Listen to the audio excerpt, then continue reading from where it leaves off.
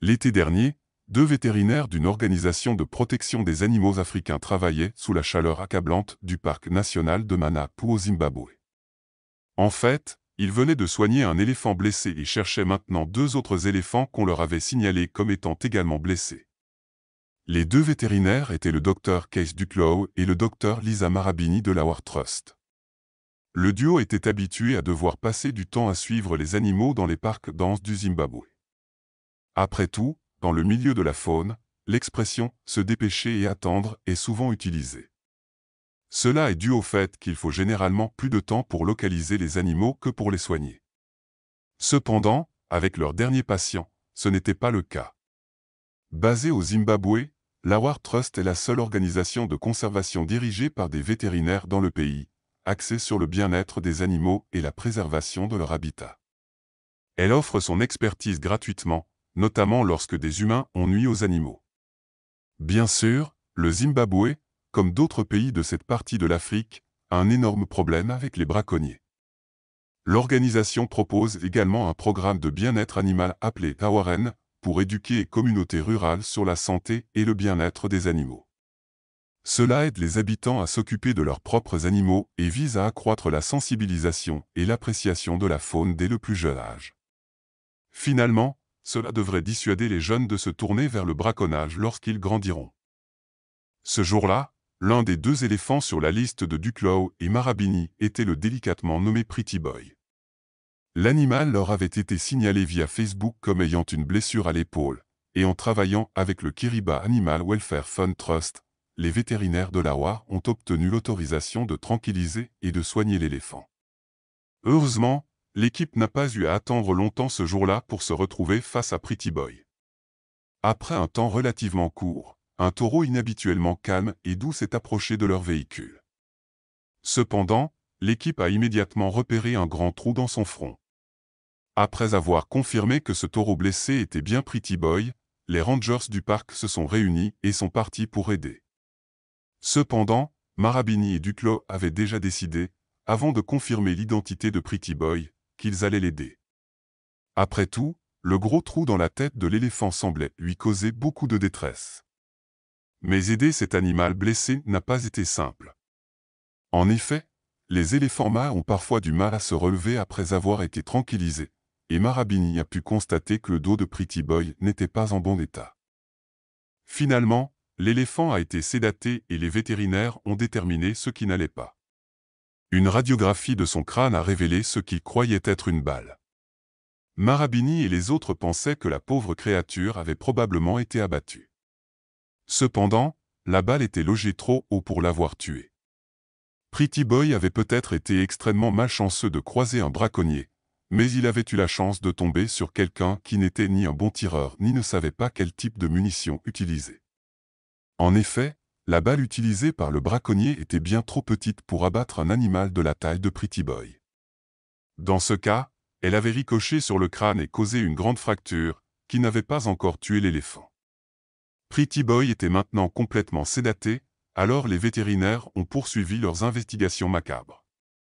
Le docteur Duclos a commencé à sonder le trou dans la tête de Pretty Boy et a extrait des morceaux de peau ressemblant à du plastique. Il a ensuite réalisé qu'il s'agissait en fait de morceaux d'os provenant des sinus de l'animal. Bien que l'équipe ait fait tout ce qu'elle pouvait, elle n'a pas pu localiser définitivement la balle dans le front de l'éléphant, et bien qu'il y ait un énorme trou là où la balle était entrée, il n'a pas été possible de la déloger non plus. Malheureusement pour Pretty Boy, l'acte impitoyable du braconnier avait laissé la balle coincée définitivement dans sa tête. Cependant, quand il s'est avéré, leur incapacité à trouver la balle n'était pas un problème fatal. Écrivant sur la page Facebook d'Awar, Marabini a indiqué que les balles génèrent tellement de chaleur qu'elles sont généralement stériles lorsqu'elles pénètrent dans les tissus organiques. La chair et les os macérés, l'impact causé, et la piste de communication vers l'extérieur sont ce qui provoque l'infection d'une blessure par balle. Cela signifiait que bien que la blessure de Pretty Boy ait causé une infection dangereuse et presque fatale, la balle elle-même ne pouvait plus lui faire de mal. Bien que le sang qui s'écoulait de la tête de Pretty Boy ait sans doute perturbé les vétérinaires attentionnés, ils ont fait leur travail avec diligence. La plaie a été lavée et de l'antiseptique a été appliqué. Puis l'équipe a attendu de voir comment il réagirait à leur traitement. Après environ 1 heure, ils ont remarqué que sa respiration et sa pression sanguine avaient chuté et ont décidé qu'il était temps de le réveiller. Afin de sortir le taureau de son sommeil, l'équipe a dû administrer un antidote aux tranquillisants qu'ils avaient utilisé plus tôt. L'éléphant avait semblé docile lorsqu'il s'était approché du véhicule des vétérinaires, mais après avoir été réveillé des tranquillisants, les animaux peuvent être confus et extrêmement dangereux. Comment Pretty Boy se comporterait-il une fois réveillé de son traitement? Eh bien, plus tard, l'équipe est retournée à l'endroit où ils avaient laissé Pretty Boy, encore un peu étourdi. Ils étaient nerveux, s'étaient-ils complètement évaporés? Cela signifierait-il qu'il allait mieux, ou s'était-il effondré hors de leur vue, sans pouvoir se relever? Après tout, son épreuve était extrêmement rare. Non seulement les braconniers avaient ciblé le pauvre animal, mais ils avaient aussi réussi à atteindre leur cible. Pourtant, Pretty Boy avait survécu. En survivant, cependant, il avait été laissé avec un énorme trou dans le crâne, et comme mentionné, cela s'était infecté, causant à Pretty Boy une immense douleur. Comme Marabini l'a noté, il avait été extrêmement étrange de voir à quel point la créature était calme lorsqu'il l'avait vu marcher lentement vers leur véhicule. C'est comme s'il savait que nous étions là pour l'aider, a déclaré Marabini à la BBC.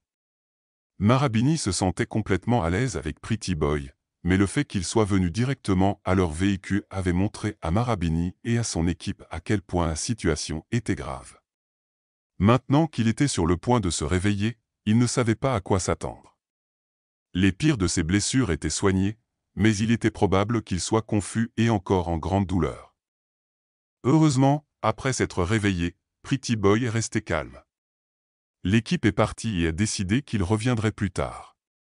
Lorsqu'ils sont revenus, ce qu'ils ont vu a provoqué un mélange de soulagement et de malaise. Pretty Boy n'était toujours pas complètement éveillé et semblait un peu dans le gaz et désorienté. Cependant, comparé à ce qu'il avait été plus tôt dans la journée, il était dans bien meilleur état. Écrivant sur le site de National Geographic, Marabini a détaillé ce qui s'est passé lorsqu'ils sont revenus voir comment Pretty Boy allait. Plus tard dans l'après-midi, nous sommes retournés et l'avons trouvé en train de somnoler, son visage appuyé contre un arbre comme s'il avait une énorme gueule de bois. Nous l'avons observé dans cette position pendant environ une demi-heure, nous sentant coupables d'avoir temporairement ajouté à sa douleur et anxieux de le voir aller mieux. Bien que Pretty Boy ait probablement préféré éviter d'être abattu en premier lieu, il est l'un des éléphants les plus chanceux de son continent. En une seule année, un éléphant africain sur 12 a été tué par des braconniers, et sur une période de 3 ans, un total de 100 000 avait été abattus. Espérons que le travail de vétérinaires courageux comme Marabini et Duglow et de ceux de l'équipe Awar aidera à réduire ce nombre dans les années à venir et à sauver plus d'éléphants comme Pretty Boy. Si vous avez aimé la vidéo, n'hésitez pas à lui donner un pouce bleu et à la partager avec vos amis et votre famille. Merci encore, et à bientôt dans la prochaine.